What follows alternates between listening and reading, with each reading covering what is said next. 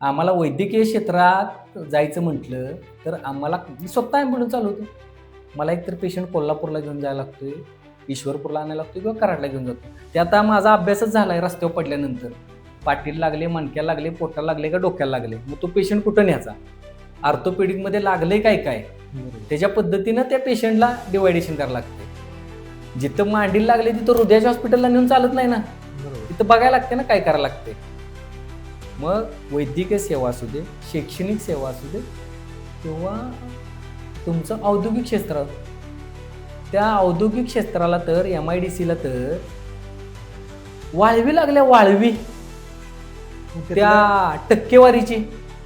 म्हणजे एखादा स्ट्रक्चर उभा करायचं, त्याचं अनुदान खायचं आणि ते अनुदान मिळाल्यानंतर ते स्ट्रक्चर वाऱ्यावरती सोडायचं